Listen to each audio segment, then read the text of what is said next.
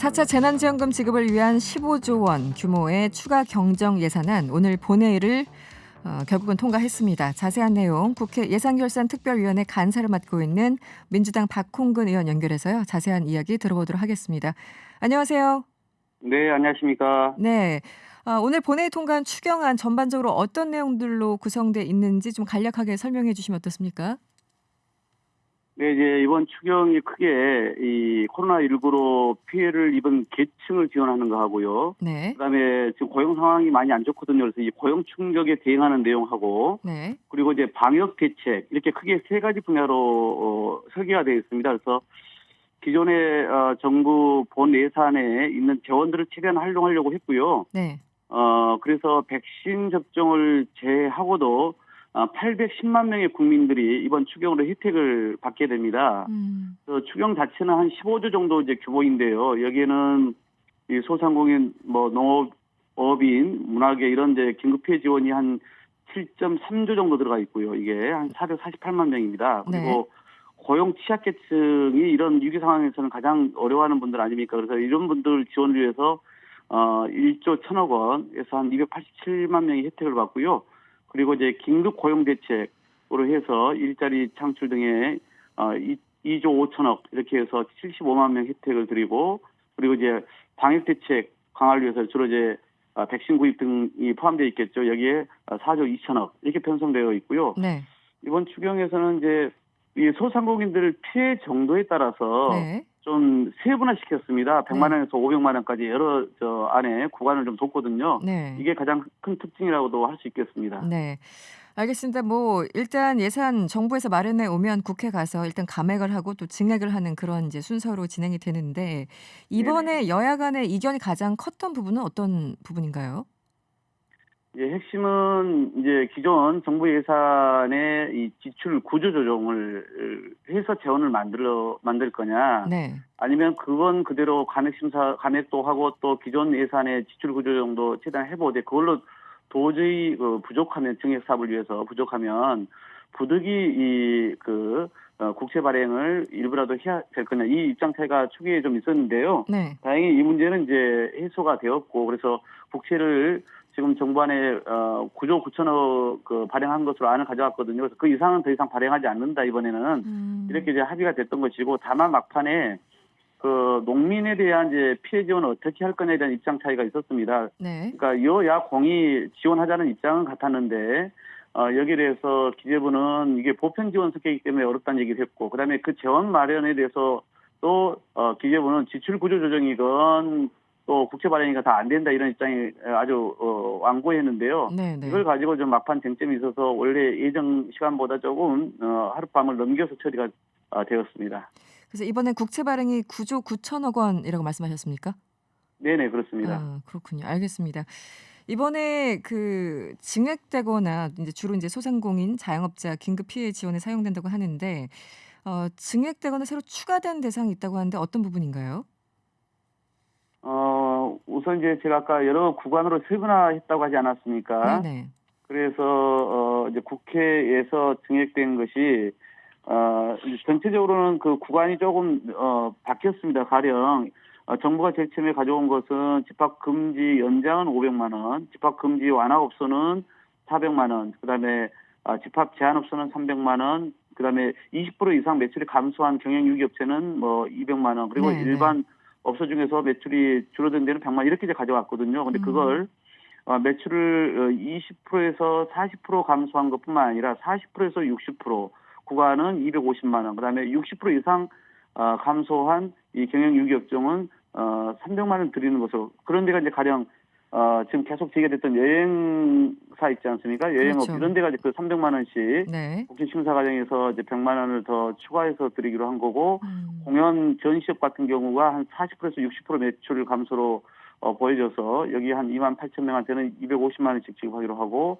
전세버스 같은 경우가 한 20%에서 40% 매출이 감소했거든요. 네. 그래서 여기 한 21만 9천 명한테는 200만 원씩 지급하는 것으로 하고, 그리고 아까 말씀드린 이제 집합 금지 조치가 연장된 헬스장이나 노래방 이런 데는 네. 한 11만 5천 명인데 여기는 500만 원. 그리고 이제 뭐 학원이나 이런 집합 금지가 완화된 업종 7만 명한테는 400만 원. 그리고 이제 우리가 가장 많이 갔던 식당이나 카페나 뭐 이런 PC방 뭐 이런 숙박업 이런 데 있지 않습니까? 네네. 이런 데는 한 10개 업종 되는데 여기는 한 96만 6천 명 됩니다. 여기는 300만 원 이렇게 지금 정리가 되었습니다. 알겠습니다. 그 너무 이제 숫자들이 이렇게 쭉 말씀하셔가지고 아, 네, 귀에 네. 좀 안 들리는 부분이 사실 이제 라디오라서 네네네. 그런 부분이 좀 네네. 있습니다. 네. 이번에 소농 지원금의 경우에 네네. 매출 감소 여부를 확인하는 절차 없이 46만 가구에 지급한다. 이게 맞습니까? 어, 소농 저희가 이제 지원금이요. 네. 저희가 이제 그 통계를 어떻게 낸 거냐면요. 네네. 지금 공익형 직불금이라고 하는 게 있습니다. 네.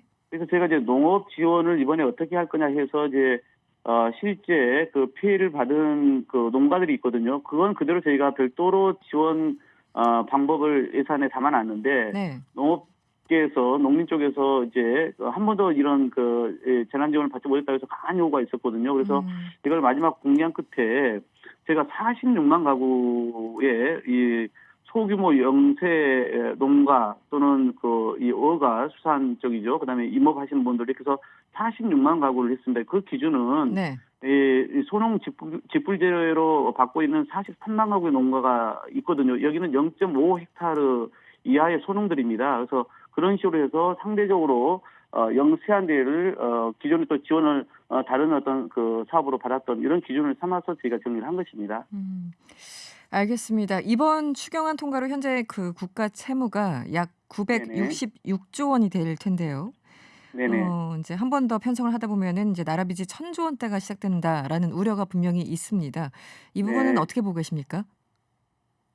저는 6위에는 그래도 충분한 규모의 재정을 제때 적시에 투입하는 게 오히려 국가 채무를 줄이는 길이라고 생각합니다. 네. 그러니까 제때 이 투입을 못해서 계속 이 악순환에 빠져들면은 소위 이 국가 경제의 분모라고 할 수 있는 GDP가 있지 않습니까? GNP가 있지 않습니까? 네. 이것을 이제 키워야 되는 거거든요. 근데 그걸 키우지 않으면 계속 그 분자인 이 국채는 줄어들지 않지 않겠습니까? 비율이. 그런 네. 점에서 우리나라는 지금 그 비율 면에서 재정 건전성이 양호한 수준입니다. 그리고 이미 국제적으로도 최근 독일 그 언론이 얘기하지 않았습니까? 대한민국이야말로 가장 이번 그 재정을 투입한 것 대비 코로나19에 대한 대응을 가장 잘하고 있다라고 평가를 하지 않았습니까?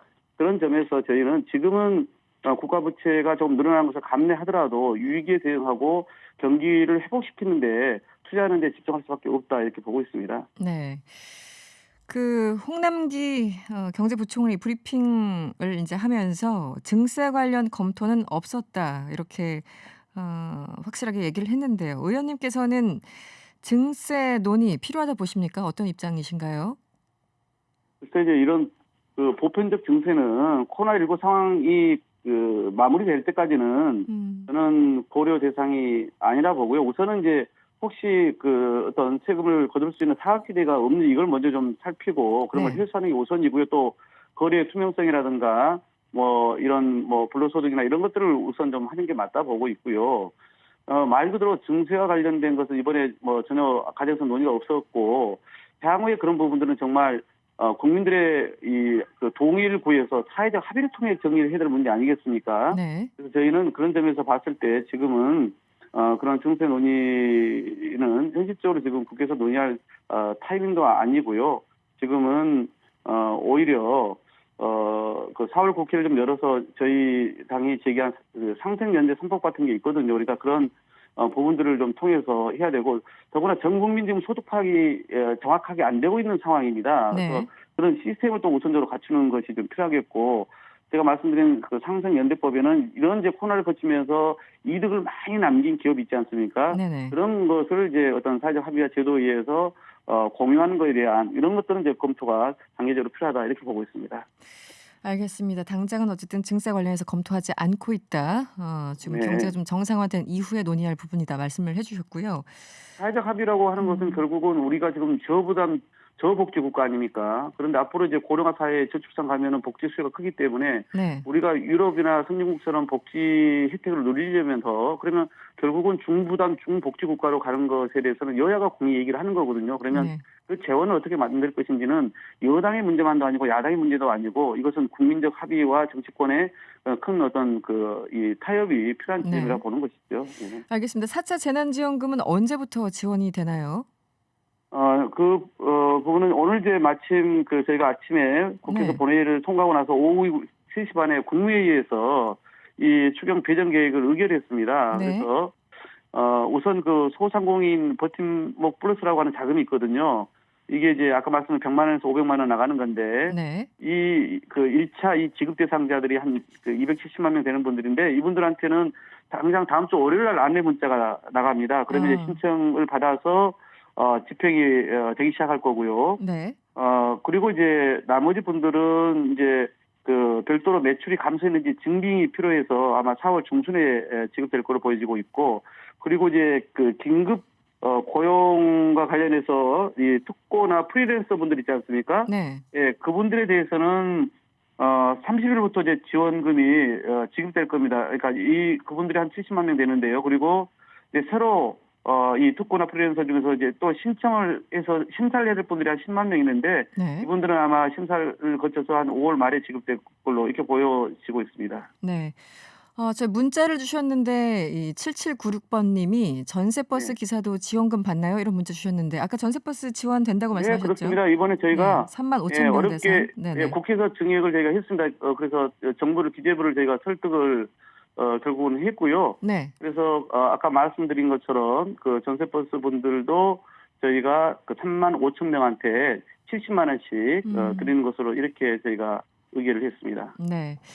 아까 제가 이제 재난지원금 지급 시기랑 등등 여쭤봤는데요, 의원님. 네.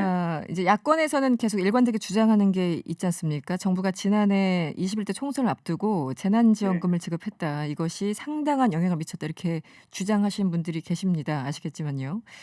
실제 네. 선거에 어떤 영향을 미치고 있다고 보시는지 이런 주장은 어떻게 보십니까?